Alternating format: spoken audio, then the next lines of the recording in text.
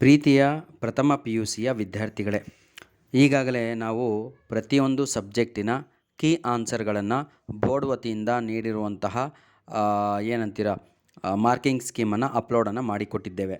ಈ ಒಂದು ವಿಡಿಯೋದಲ್ಲಿ ನಿಮಗೆ ಎಂತಹ ಇನ್ಫಾರ್ಮೇಷನ್ ಕೊಡ್ತಾ ಇದ್ದೀವಿ ಅಂದರೆ, ಹಿಸ್ಟ್ರಿ ಎಕ್ಸಾಮಿನ ಪ್ರಶ್ನೆ ಪತ್ರಿಕೆಗೆ ಉತ್ತರಗಳನ್ನು ನೀಡ್ತಾ ಇದ್ದೇವೆ. ಹಿಸ್ಟ್ರಿ ಎಕ್ಸಾಮು 80 ಅಂಕದ ಎಕ್ಸಾಮ್ ಆಗಿತ್ತು. ಬನ್ನಿ ಸರ್, ಇಷ್ಟು ಈಸಿ ಪೇಪರ್ ಯಾವಾಗೂ ಕೂಡ ಹಿಸ್ಟ್ರಿ ಕೇಳಿರಲಿಲ್ಲ. ಫಸ್ಟ್ ಮೇನಲ್ಲಿ ಸುಮಾರು 5 ಪ್ರಶ್ನೆಗಳನ್ನು MCQಸ್ಗಳಾಗಿ ಕೊಟ್ಟಿದ್ದರು. ಆ 5 MCQಸ್ಗಳನ್ನು ಈಗ ಒಂದೊಂದಾಗಿ ನೋಡ್ತಾ ಹೋಗೋಣ. The world history is derived from dash ಅಂತ ಇದೆ. ಸರಿಯಾದ ಉತ್ತರ ಬಂದು ಎ ಆಗತ್ತೆ, ಅಂದರೆ ಗ್ರೀಕ್ ಅನ್ನೋದು ಸರಿಯಾದ ಉತ್ತರ. ಎರಡನೆಯ ಪ್ರಶ್ನೆ ಬಂದು the present name of Mesopotamia is dash ಅಂತ ಇದೆ. ಅದಕ್ಕೆ ಸರಿಯಾದ ಉತ್ತರ ಇರಾಕ್, ಅಂದರೆ ಬಿ ಅನ್ನೋದು ಸರಿಯಾದ ಆಪ್ಷನ್ ಆಗಿತ್ತು ಎಕ್ಸಾಮಲ್ಲಿ. ಮೂರನೆಯ ಪ್ರಶ್ನೆ the medieval age is also known as dash ಅಂತ ಇದೆ. ಭಾಳ ಈಸಿ, ಅದನ್ನು ಕತ್ತಲೆ ಯುಗ ಅಂದರೆ ಡಾರ್ಕ್ ಏಜ್ ಅಂತ ಕರಿತಾ ಇದ್ದರು. ನಾಲ್ಕನೆಯ ಪ್ರಶ್ನೆ Napoleon Bonaparte was died in the island. ಯಾವ ಐಲ್ಯಾಂಡಲ್ಲಿ, ದ್ವೀಪದಲ್ಲಿ ನೆಪೋಲಿಯನ್ ಬೋನೋಪಾರ್ಟಿ ತೀರಿಕೊಂಡ್ರು ಅಥವಾ ಸತ್ತಿ ಹೋದರು ಅಂದರೆ ಅದು ಸೈಂಟ್ ಹೆಲಿನಾ. ಓಕೆ, ಅದಕ್ಕೆ ಸರಿಯಾದ ಉತ್ತರ ಸಿ, ಆಪ್ಷನ್ ಸಿ. ಐದನೆಯ ಪ್ರಶ್ನೆ ಭಾಳ ಈಸಿಯಾಗಿತ್ತು. The Indian prime minister who participated in the Bandung conference ಅಂತ ಇತ್ತು, ಹೌದಲ್ವಾ? ಅದಕ್ಕೆ ಜವಾಹರ್ಲಾಲ್ ನೆಹರು ಅನ್ನೋದು ಸರಿಯಾದ ಉತ್ತರ. ಬನ್ನಿ ಪ್ರೀತಿಯ ವಿದ್ಯಾರ್ಥಿಗಳೇ, ಎರಡನೆಯ ಮೇನ್ ಕ್ವಶನಿನ ಫಿಲ್ ಇನ್ ದ ಬ್ಲ್ಯಾಂಕ್ಸ್ ಅಂದರೆ ಬಿಟ್ಟ ಸ್ಥಳವನ್ನು ತುಂಬಿರಿ. ಇದರಷ್ಟು ಈಸಿ ಯಾವಾಗೂ ಕೇಳೇ ಇಲ್ಲ, ಹೌದಲ್ವಾ? ಭಾಳ ಈಸಿಯಾದಂತಹ ಪ್ರಶ್ನೆ ಪತ್ರಿಕೆ ಹಿಸ್ಟ್ರಿ ಆಗಿತ್ತು. ದಿ ಒರಿಜಿನ್ ಆಫ್ ಸ್ಪೀಸೀಸ್ ಅಂದರೆ ಇದನ್ನು ಬರೆದವರು, ಆ ಬುಕ್ಕನ್ನು ಬರೆದವರು ಯಾರು ಅಂದರು ಪ್ರತಿಯೊಬ್ಬರಿಗೂ ಗೊತ್ತು. ಬಯೋ ಫಸ್ಟಿಗೆ ಪಾಠ ಮಾಡಿದೆ ಅದು, ಹೌದಲ್ವಾ? ದಿ ಒರಿಜಿನ್ ಆಫ್ ಸ್ಪೀಸೀಸ್, ಅದಕ್ಕೆ ಚಾರ್ಲ್ಸ್ ಡಾರ್ವಿನ್ ಅನ್ನೋದು ಸರಿಯಾದ ಉತ್ತರ ಆಗತ್ತೆ. Dash was called the father of medical science ಅಂತ ಇದೆ. ಅದಕ್ಕೆ ಹಿಪೋಕ್ರಟಿಸ್ ಅನ್ನೋದು ಸರಿಯಾದ ಉತ್ತರ. Hippocrates. The holy book of Islam is dash ಅಂತ ಇತ್ತು. ಅದಕ್ಕೆ ಡೈರೆಕ್ಟಾಗಿ ತಾವುಗಳು ಖುರಾನ್ ಅಂತ ಬರಿಬೋದಿತ್ತು, ಆದರೆ ಬಹಳ ಜನ ಬೈಬಲ್ ಅಂತ ಬರೆದ್ರಿ. ಬೈಬಲ್ ಅನ್ನೋದು ಅದು ಕ್ರೈಸ್ತ ಧರ್ಮದ ಪವಿತ್ರ ಗ್ರಂಥವಾಗಿದೆ, ಅಂದರೆ ಹೋಲಿ ಬುಕ್ ಆಗಿದೆ. Sea route of India was discovered by dash ಅಂತ ಇದೆ. ಇದಂತೂ ಹುಟ್ಟಿದ 1ನೇ ಕ್ಲಾಸ್ನಿಂದನೇ ಈ ಒಂದು ಪ್ರಶ್ನೆಗಳು ಕಲಿಸ್ತಾನೆ ಇರ್ತಾರೆ. ಅದಕ್ಕೆ ಸರಿಯಾದ ಉತ್ತರ ವಾಸ್ಕೋ ಡ ಗಾಮ, ಹೌದಲ್ವಾ? ಲಾಸ್ಟ್ ಪ್ರಶ್ನೆ the head quarters of NATO, ಅದರದ್ದು ಹೆಡ್ ಕ್ವಾರ್ಟರ್ಸ್ ಯಾವ ಸ್ಥಳದಲ್ಲಿದೆ ಅಂತ ಹೇಳಿದರೆ ಅದಕ್ಕೆ ಸರಿಯಾದ ಉತ್ತರ ದೇಶ ಅದು ಪ್ಯಾರಿಸ್ ಆಗಿದೆ, ಪ್ಯಾರಿಸ್. ಮೂರನೆಯ main question my dear students, third main question ಅದು ಈಸಿಯಾಗಿತ್ತು. ಅದು ಮ್ಯಾಚ್ ದ ಫಾಲೋಯಿಂಗ್ ಆಗಿದೆ. ಪೆರಿಸಿಲಿ ಅನ್ನೋದು ಏನಾಗಿತ್ತು ಅಂತ ಕೇಳಿದರೆ ಅದನ್ನು ಗೋಲ್ಡನ್ ಏಜ್ ಅನ್ನೋದು ಸರಿಯಾದ ಉತ್ತರ. ಪ್ರಿನ್ಸ್ ಹೆನ್ರಿ ಅನ್ನೋದು ಏನು ಅಂತ ಕೇಳಿದರೆ ಅದು ದಿ ನ್ಯಾವಿಗೇಟರ್ ಅನ್ನೋದು ಸರಿಯಾದ ಉತ್ತರ. ಲೆನಿನ್ ಅಂತ ಇದೆ, ಅದಕ್ಕೆ ನ್ಯೂ ಎಕನಾಮಿಕ್ ಪಾರ್ಟಿಯನ್ ಪಾಲಿಸಿ ಅನ್ನೋದು ಸರಿಯಾದ ಉತ್ತರ. ಮೆಸೊಲೊನಿ ಅನ್ನೋದಕ್ಕೆ ಫ್ಯಾಸಿಸ್ಟ್ ಪಾರ್ಟಿ ಅನ್ನೋದು ಸರಿಯಾದ ಉತ್ತರ. ಜಾರ್ಜ್ ಬುಷ್, ಅದಕ್ಕೆ ಸರಿಯಾದ ಉತ್ತರ ವಾಷಿಂಗ್ಟನ್ DC.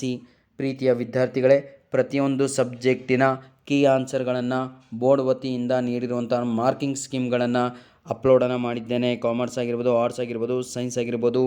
ದಯವಿಟ್ಟು ನಮ್ಮ ವಿಡಿಯೋಸ್ಗಳನ್ನು ನಿಮ್ಮ ಫ್ರೆಂಡ್ಸ್ಗಳಿಗೆ ಶೇರ್ ಮಾಡೋದನ್ನು ಮರೆಯಬೇಡಿ. Sharing is caring. ದಯವಿಟ್ಟು ನೀವು ಬೆಳೆಸಿದಂತಹ ಈ ಒಂದು ಯೂಟ್ಯೂಬ್ ಚಾನಲನ್ನು, ಹೌದಲ್ವಾ, ಇನ್ನೂ ಮುಂದಕ್ಕೆ ಒಯ್ಯಬೇಕು ಅಂದರೆ ತಾವುಗಳು ಸ್ವಲ್ಪ ಶ್ರಮವನ್ನು ಪಡಬೇಕಾಗತ್ತೆ. ಯಾಕಂದರೆ ಇನ್ಫಾರ್ಮೇಟಿವ್ ವಿಡಿಯೋ ಬೇಕು ಅಂದರೆ. ಬನ್ನಿ, ನಂತರದ ಮೇನ್ ಕ್ವಶನ್ನು, 4ನೆಯ ಮೇನ್ ಕ್ವಶನ್ನು ಕೂಡ ಈಸಿಯಾಗಿತ್ತು. It was very easy question paper for arts students history. Answer the following questions in 1 word or in sentence each. Who built hanging garden, ಅದಕ್ಕೆ ಸರಿಯಾದ ಉತ್ತರ ಹೂ ಬಿಲ್ಟ್ ಹ್ಯಾಂಗಿಂಗ್ ಗಾರ್ಡನ್, ಅದಕ್ಕೆ ಸರಿಯಾದ ಉತ್ತರ ನೆಬು ಕಡ್ನೀಜರ್. ನೆಬು ಕಡ್ನೀಜರ್ ಅನ್ನೋದು ಸರಿಯಾದ ಉತ್ತರ.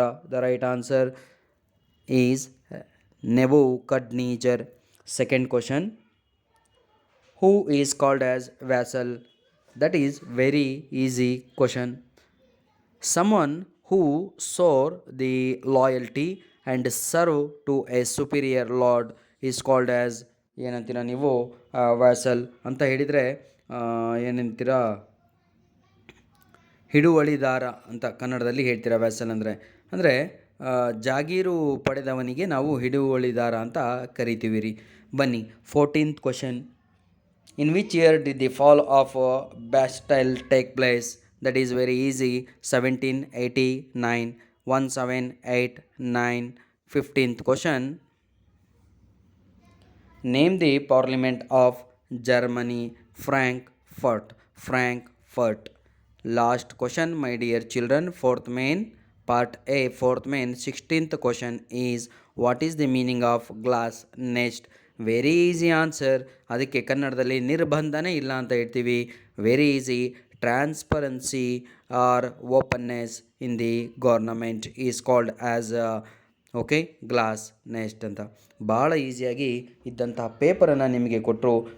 ಎಲ್ಲರೂ ಕೂಡ ಎಷ್ಟು ಅಂಕಗಳನ್ನು ತೆಗೆದುಕೊಂಡಿದ್ದೀರಾ ಅಂತ ತಾವುಗಳು ನಮಗೆ ಕಮೆಂಟ್ಸಲ್ಲಿ ತಿಳಿಸಬೇಕು. ದಯವಿಟ್ಟು ಪ್ರತಿಯೊಂದು ಸಬ್ಜೆಕ್ಟಿನ ಕೀ ಆನ್ಸರನ್ನು ಚೆಕ್ ಮಾಡಿಕೊಂಡು ಎಷ್ಟು ನಿಮಗೆ ಸ್ಕೋರ್ ಆಗಿದೆ ಅನ್ನೋದನ್ನು ನಮಗೆ ತಿಳಿಸಿ.